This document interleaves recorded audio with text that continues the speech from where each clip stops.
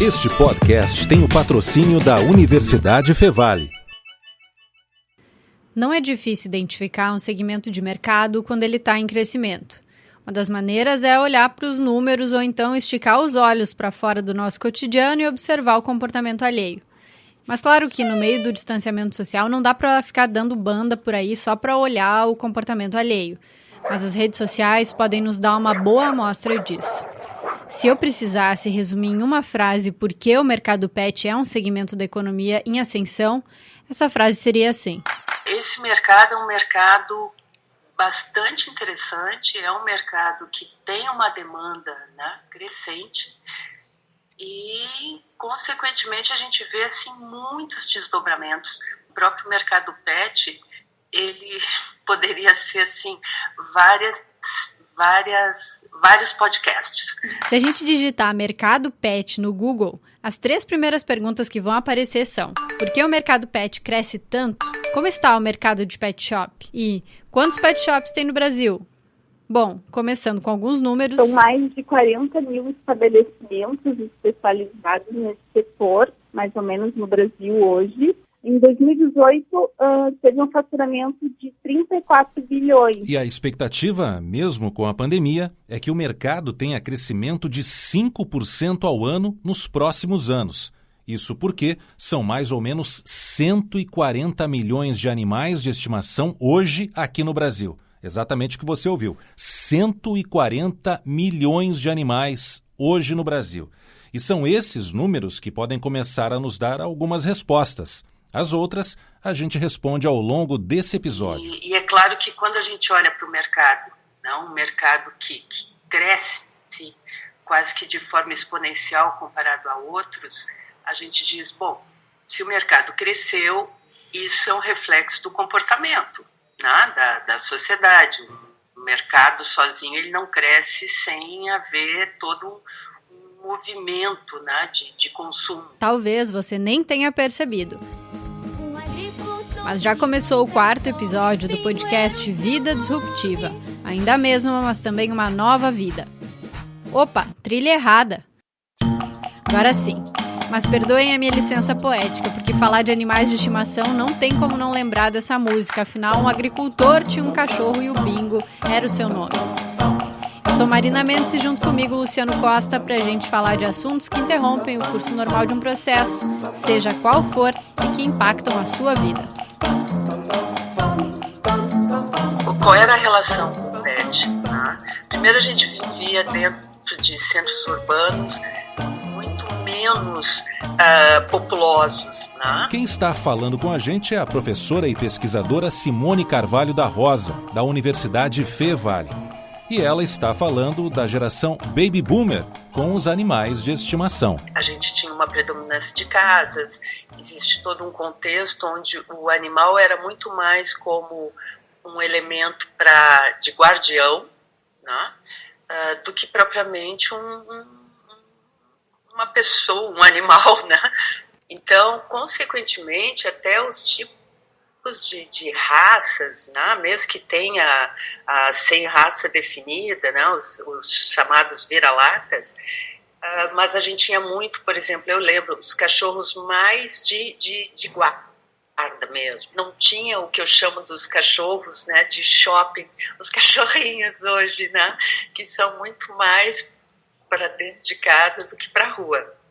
Então a relação era basicamente essa, o animal era na rua, praticamente a alimentação era de ossos, né, de comida, não se tinha uma indústria hoje, né, como tem de rações e tal. Era uma relação muito mais de serviço, e para você que está ouvindo esse episódio com o seu pet aí pertinho, pode até se impressionar quando a gente fala em alimentar um animal com os restos do que o ser humano deixou de comer. Mas para quem não tem esse vínculo com bicho nenhum, deve também ficar surpreso quando sabe que existe, por exemplo, ração vegana dos mais variados sabores e que esse tipo de produto requer um investimento considerável para ser levado para casa. Mas voltando às gerações, para a gente entender o que nos trouxe até aqui... Aí entrou a geração, depois do Baby Boomer, a X, onde o trabalho passou a ser um grande elemento. Então, se trabalhava muito, é uma geração que foi muito movida pela carreira. Como se trabalhava muito, né, se buscava muitas atividades profissionais dentro nos centros urbanos. Então, houve também uma migração maior, né, de pessoas para as universidades, dentro das capitais e etc. Conclusão, quando tu trabalha muito, tu não tem muito tempo, tu acaba pegando alguns legados da geração anterior, mas em relação ao PET, é aquela coisa, se tu trabalha muito e o teu foco é trabalho, teu foco é realmente carreira, tu não tem nenhum tipo de vamos dizer, preocupação ou interesse em ter um animal de estimação. E os filhos da geração X, essa geração que trabalhava sem parar e que inaugurou um volume expressivo de divórcios, ansiedade, etc., começaram a apresentar um novo comportamento em relação aos animais de estimação. As famílias começaram a se remodelar e, consequentemente, os filhos, os milênios... Também conhecidos como geração Y. ...inseridos nesse contexto, né, social. Mas os milênios começaram, vamos dizer, a ter a opção dos animais, dos pets, como companheiros, até em função desse comportamento dos pais. Os milênios, eles realmente começaram a tratar os animais, né? E aí eu destaco a predominância tanto dos cachorros e gatos, que são os 30% mais ou menos, começaram o momento que tu põe para dentro de casa, tu acaba, vamos dizer, naturalmente criando uma demanda, para o mercado. Então, fora aqueles modelos de negócio tradicionais, como as clínicas veterinárias, as pet shops e etc., começaram a surgir outros elementos. E a gente já vai trazer algumas histórias para ilustrar esse segmento, tanto no núcleo dos serviços mais tradicionais, digamos assim, quanto nesses novos formatos de negócio voltados para o mercado pet. Mas antes eu te convido para pensar junto comigo algumas das tantas referências que a gente vê a vida inteira que tem a ver com animais e que também, de alguma maneira, são formatos de negócio. Seja um caderno com estampa de gatinho fofo ou personagens como o Louro José, por exemplo, não é? É isso aí, só que agora vai ficar muito mais legal. Não vai? Porque eu que vou revelar o que deu errado aqui nos bastidores da telinha. Miau, miau, miau, miau. As Aventuras de Rin Tin Tin. Episódio de hoje: Rin Tin Tin e o Presidente. Opa, esse assunto a gente não vai falar. Patrulha canina, nós estaremos prontos. E basta ter problemas, não tem pra ninguém. Vão salvar o dia, ai, nem sabe quem. E olha aí o BINGO, Bingo é o seu nome aí de novo, agora na versão Barney e seus amigos.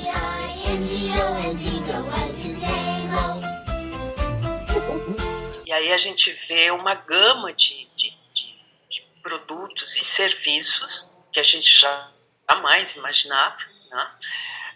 Por exemplo, florais, esquema de spa para cachorros, dentista, planos de saúde, plano funeral.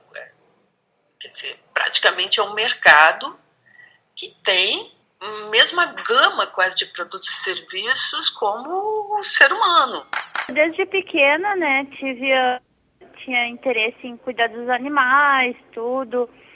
Eu sempre tive muito contato com esse mundo pet, né? Tanto nos pequenos como nos grandes, né? Essa é a Mariana, ela é veterinária. Em 2005 eu entrei para a faculdade, cursei os 5 anos da minha universidade lá em Passo Fundo, né? Daí depois de formada eu fui trabalhar com uma amiga minha que durante a faculdade eu fazia muito estágio, fiz estágio em várias áreas. E ali ela foi descobrindo qual área gostava mais de atuar na veterinária.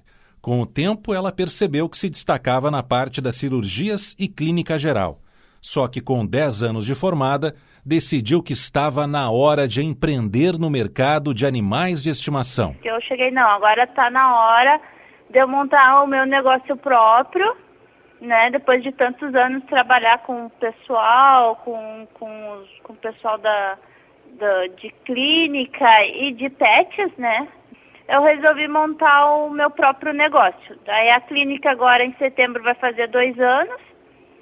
E aqui na clínica a gente é bem completo. A gente tem o raio-x, que eu sou formada em radiodiagnóstico, então sou eu mesma que faço os raios-x. E sou cirurgiã e trabalho também como clínica geral. Então a experiência da Mariana mostra pra gente o cerne desse mercado, o núcleo do mundo pet, que é o serviço direto e mais tradicional, digamos assim, para os animais. Só que cada vez mais tem aparecido a oferta de serviços que vão além da alimentação e da saúde dos bichos. Se a gente começar a falar de alguns exemplos, dá para lembrar desde canal de YouTube, que dá dicas de adestramento e que não deixa de ser um tipo de negócio, até canal de TV com programação direcionada especialmente para os bichinhos. E olha que interessante sobre esse segundo exemplo. Para atrair a atenção dos animais, nas imagens da programação estão predominantemente o verde e o vermelho, levando em conta que existem algumas cores que os cachorros não conseguem distinguir. Já os sons foram pensados de forma que se adaptam aos ouvidos dos caninos. E claro que além disso tem outros serviços que são surpreendentes, como o aplicativo que conecta você a pessoas que possam hospedar o seu pet enquanto você está viajando, ou mesmo desenhos de animais que têm essa temática como narrativa principal. E de cabeça já dá logo para lembrar da Patrulha Canina, do Kid Cats e também do bem literal 44 Gatos. É um mercado robusto, não é? Os gastos médios em torno de 100, 200 reais então, por mês. Então, tirando aquela coisa obrigatória, né, necessária, vacina e etc. Aí, consequentemente, a gente começa o momento que a relação emocional do animal, né, com o tutor, né, que é uma expressão até que se fala do tutor e não mais do dono. Até no sentido de que tutor cuida e protege. Agora, o que está surgindo, e é um mercado que são as startups, que estão relacionadas principalmente à questão da tecnologia. Então, a gente está vendo o mercado pet crescendo muito com novos modelos de negócios, e aí esses novos modelos de negócios eles são voltados para soluções para os donos dos pets, né? Então, além da camiseta, da almofada, hoje tem várias startups com foco em tecnologia que elas visam uma solução para nós, donos. Eu sou formada em gestão de empresas e com pós-graduação em finanças. Eu tenho experiência profissional de carreira bancária e estou embarcando agora nesse mundo de startups, juntamente com a Fevale, o Fevale Tech Park, para me ajudar a modelar um negócio, né, que está relacionado ao marketplace do setor de pet. Carreira bancária, isso mesmo, você não entendeu errado. Essa é a Sônia, que com toda a sua experiência com números, administração e tudo que pode caber nesse mundo, resolveu olhar para um outro mundo, o mundo das 4 patas. Está sendo muito bacana, porque eu estou bem num ponto que eu gosto, que é números, que é fazer pesquisas, olhar planilhas, né, juntar essa parte toda de dados e fazer a validação do produto, fazer a validação, a viabilidade do negócio. Está sendo uma experiência incrível, muito bacana mesmo, porque além dos animais, né, fazerem cada vez mais parte da rotina das pessoas, trazendo inúmeros benefícios para elas, essa relação com a parte administrativa, para mim, ela também está sendo muito bem sanada nesse momento, pela minha realização como profissão, né? Mas você que está ouvindo deve estar se perguntando, como que a Sônia foi parar nesse mercado, que num primeiro olhar é tão diferente de tudo que ela tinha feito até ali? Eu tenho vários amigos, né? Eu e meu esposo, nós temos vários amigos que têm animais de estimação. Quando eu era criança, eu cresci cresci, meus pais tinham muitos animais em casa, tinha muito gato, e eu vivia brincando com eles. E aí a gente vai crescendo, as responsabilidades vão aumentando, e eu nunca mais consegui ter um bichinho. Eu tive peixes, meu filho sempre quis ter um cachorro. Eu disse, filho, agora não dá, porque a gente tem uma vida muito corrida. Um bichinho, ele traz muitas responsabilidades, né? Ele tem os benefícios, mas tem que ser um comprometimento muito grande quando tu adota, quando tu compra um animalzinho, então sempre foi ficando para depois. Mas nós temos muitos amigos que têm animais de estimação e sempre quando a gente tocava nesse assunto, vinha também muitas reclamações do setor e que, assim, precisam ser melhoradas. As pessoas sentem essa necessidade de evoluir, assim, o setor de pets, ele ainda é muito informal, ele é muito... É o comércio local que trabalha ele, né? Então ela viu uma lacuna nesse mercado e olhou para os dados, analisou os números e aí estava ali na frente dela uma oportunidade de negócio mesmo. A proposta, então, foi desenvolver um marketplace, um catálogo virtual de serviços para pets e para os seus tutores. Para resumir, o aplicativo vai reunir ofertas como banho e tosa, consultas, terapias ou outra coisa que o dono pode estar procurando para o seu bicho. Tipo o que conhecemos hoje para os aplicativos de comida ou transporte, mas voltado para o universo pet. E um dos pontos foi fortalecer o comércio local, né, do setor de animais de estimação, realizando capacitações para a equipe, para funcionários, para, através de pesquisa, trazer o que o mercado está pedindo, também através das avaliações da plataforma, fazer com que os empreendedores reestruturem ou reanalisem o modelo de negócio deles. Então, além de valorizar as empresas locais que já prestam algum serviço para esse nicho, o aplicativo também vai permitir acionar lembretes em relação a vacinas e outras utilidades bem importantes para o estilo de vida que levamos hoje. Já vai estar direcionado para os estabelecimentos cadastrados mais próximos que vão aparecer para ele. Então, pode ser que ele more numa região ou ele pode ter ido para a praia e ele não conheça muito bem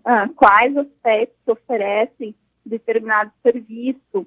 Ou, por exemplo, ele quer um serviço bem específico, assim, que não é qualquer estabelecimento que ofereça. Então, o aplicativo vai tornar isso mais fácil, né? Essa navegação, ela facilita a busca e, né, o encontro dessas informações que o usuário está procurando.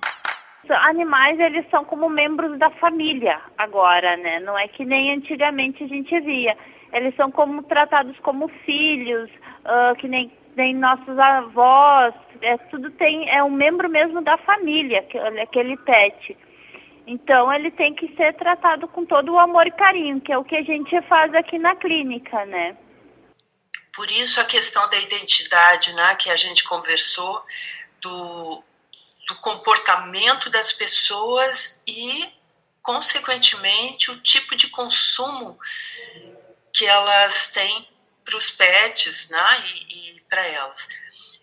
E a outra é sobre os estabelecimentos pet-friendly, que é uma outra tendência, né, quase que cobrado pela sociedade, já que existe essa relação aonde eu vou, meu pet vai. Já que a gente falou em comportamento, presta atenção em uma questão muito importante. Não que tenha se tornado moda, mas a gente está vendo hoje uma valorização da adoção ao invés da compra. Então, até isso também é uma característica que ficou muito forte pelo milênio, que é toda uma geração que busca propósito, transparência, responsabilidade social. Então, a adoção ela passou a ser, vamos dizer, um dos principais elementos, né? Por um lado, tu tá buscando um companheiro e tal, né, para tua casa, mas por um outro lado, tu também está praticando uma ação né, que beneficia a sociedade em si. Então, hoje as pessoas têm trazido os animais para junto delas para desafogar esses sentimentos, né, que a rotina é tão pesada, muita cobrança, tanto às vezes do trabalho quanto da família, e os animais, eles estão ali tão puros. A gente acredita muito que a conscientização, a comunicação, ela vai fazer a diferença. A gente já vê de uns anos para cá o progresso nessa questão do bem-estar animal. Pessoas estão se conscientizando de que os animais, eles não são objetos, que eles sentem dor, que eles precisam de carinho, precisam de suprimento das necessidades deles. Bom, se você chegou até aqui e está ouvindo esse episódio, é porque se interessa e se importa com os animais, certo? Então eu não poderia deixar de dedicar um espaço aqui para falar de um movimento tão importante desse universo, que é a adoção dos animais. Meu nome é Rafaele, eu tenho 27 anos, eu sou estudante de engenharia química, trabalho numa indústria química, e nas horas vagas, e às vezes nem tão vagas assim, eu sou voluntária no Projeto Vida aqui de Novo Hamburgo. Trago comigo desde pequena muito carinho pelos animais, sempre tive cães em casa, mas esse amor ele foi aumentando conforme eu fui tomando consciência das necessidades dos animais e entendendo que eu tinha nas minhas mãos o poder de mudar a realidade de alguns deles. E aí começou a relação da Rafaele com essa causa. Depois de fazer alguns resgates por conta própria na adolescência e fazer um estágio no Canil Municipal de Novo Hamburgo, ela conheceu a fundadora do Projeto Vida, a Franci Trentin. E atuando por um tempo como voluntária, a Rafaele foi convidada para integrar a ONG de uma forma mais oficial e com isso veio o aumento das responsabilidades nesse sentido. E essa responsabilidade ela aumentou, mas também foi proporcional ao poder que eu tenho hoje nas minhas mãos de mudar a vida de muitos animais. Jéssica, Fernanda, Franci, Chayenne, Juliane e ela. Todas têm as suas vidas, os seus empregos, assim como todo mundo, e, em paralelo, fazem resgates de animais. E eu acho que é bem importante a gente deixar a Rafaele contar um pouco de tudo que está envolvido em uma ação como essa. Os critérios que a gente usa para resgatar os animais, principalmente a vulnerabilidade a que eles estão expostos, e alguns agravantes, assim. Principalmente, a gente precisa avaliar a nossa situação financeira no momento, porque o custo inicial para um resgate de um animal saudável é de aproximadamente R$500. Esses R$500, eles são referentes à castração, ao lar temporário, à vacinação e vermífugo. Geralmente, quando a gente faz um resgate, a gente lança nas redes sociais uma campanha pedindo doações. Além disso, elas também fazem brechós e vendem alguns artigos personalizados para ajudar nessa arrecadação de fundos. Isso porque, a partir do momento que elas resgatam um animal, é como se elas assinassem um termo de compromisso com o bicho. E deveria ser assim sempre, não só para as ONGs. Elas levam para uma consulta, compram remédios quando precisa e depois levam para um lar temporário, porque hoje elas não contam com nenhum canil ou nada do tipo. Dependendo da situação de cada animal, se ele precisa de um tratamento, curar alguma ferida, alguma doença, a gente espera terminar o tratamento, a gente faz a castração, as vacinas, e quando ele tiver 100% e vacinado, tudo certo, a gente começa a divulgação para a adoção deles, né? Alguns já estão conosco há, por exemplo, 3 anos e não conseguimos adoção ainda. Outros, dependendo do perfil, a gente consegue doar com maior facilidade, né? Em algumas notícias até aparecem dados sobre o aumento da adoção de animais nesse momento da pandemia, mas no Projeto Vida não foi isso que aconteceu. Ninguém mencionou para nós que a motivação da adoção tivesse sendo em função, né, do distanciamento social, do pessoal estar mais em casa, de ter mais tempo. Nada disso foi mencionado. Inclusive, se essa situação nos fosse mencionada, a gente com certeza enfatizaria que a gente acredita que seja de extrema importância a pessoa que está adotando pensar bem, né, a respeito da adoção e levar em consideração que essa situação ela vai mudar, esperamos que logo, né? E que a expectativa de vida de um animal, um cachorrinho, um gatinho, é de mais ou menos 15 anos. Então, né, com certeza, a adoção ela vai durar muito mais do que esse período de distanciamento social, de quarentena. As pessoas vão voltar às suas rotinas normais e o animal ele vai continuar precisando, né, de um mínimo de atenção, dos cuidados básicos. E para evitar devoluções, porque acredite, tem gente que adota e depois que o bicho cresce, faz barulho ou faz alguma arte, as pessoas devolvem. E para evitar então essas devoluções, elas aplicam um questionário nos adotantes. E aí aparece uma nova questão. No geral, as pessoas já nos contatam com um estereótipo de animal em mente, né? Geralmente relacionado à estética e porte, sendo que a maior preferência é por filhotes. Porque se imagina que a adaptação dos filhotes é mais tranquila, mas pela experiência delas, os animais adultos também se adaptam, talvez ainda melhor, e principalmente para quem está adotando pela primeira vez. E sabe por quê? Eles não são tão ativos, eles não fazem tanta bagunça, não roem os móveis e, em geral, dão bem mais certo do que a adoção de filhotes. Outro quesito que ele é bem relevante, assim, na questão da adoção, é que um animal adulto, o investimento inicial para a adoção, ele é bem menor, visto que esses animais adultos a gente já doa com todo o ciclo vacinal e com a castração. Então, é um custo a menos, né, que a pessoa que adotar vai ter. Então, gostaria de deixar aqui o meu apelo para o pessoal deixar o preconceito de lado, para o pessoal repensar quem está pensando em adotar um animalzinho, dar uma chance para um animal adulto já, porque a gente pode garantir para vocês que a adaptação deles ela vai ser tão boa quanto ou melhor que a de um filhote. Bom, acho que ficou mais do que claro que nesse episódio, além de um modelo de negócio, de crescimento e de oportunidade de mercado, tudo isso também é sobre amor. Esse trabalho voluntário, ele me desenvolveu como ser humano, como profissional e muito emocionalmente também. A gente passa por situações extremas. Essas situações, elas demandaram que eu aprendesse muito em questão de resolução de conflitos, de lidar com dificuldades financeiras do projeto, controlar as emoções, principalmente em situação de maus tratos. Escolhi pelo amor que eu tenho pelos animais. O amor que eu tenho e o cuidado que eu quero ter a eles, né?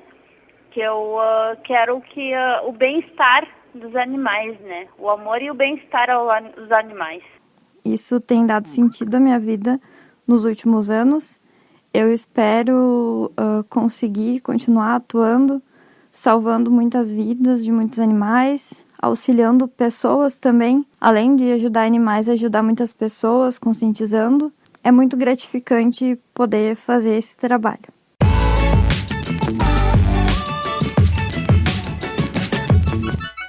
Na coisa cotidiana, nos momentos de lazer, dá para aprender mais sobre o assunto e até chorar um pouquinho vendo o filme Marley e Eu.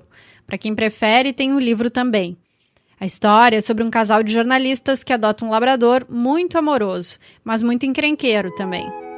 There's nothing like the experience of raising your first dog. Of course, that kid's not even me. That's me. And that crazy hound I'm chasing is Marley, the world's worst dog. Sorry! Mas sério, se prepara porque emoção não falta nesse enredo. A dog doesn't care if you're rich or poor. Give him your heart, and he'll give you his.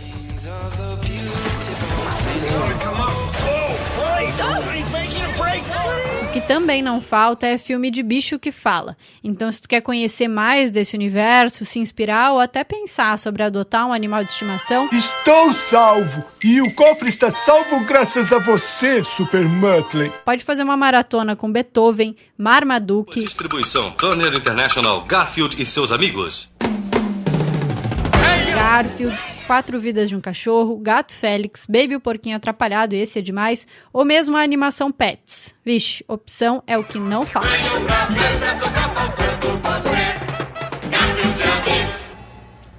Agora só um segundinho e depois eu de novo.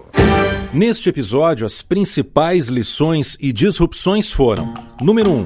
O mercado pet inclui produtos, serviços e alternativas, tanto para animais quanto para os seus donos ou tutores. Número 2. Quase tudo que existe tem a sua versão pet. E número 3. Bichos de estimação podem te fazer muito, mas muito feliz mesmo. Então dê uma chance para eles.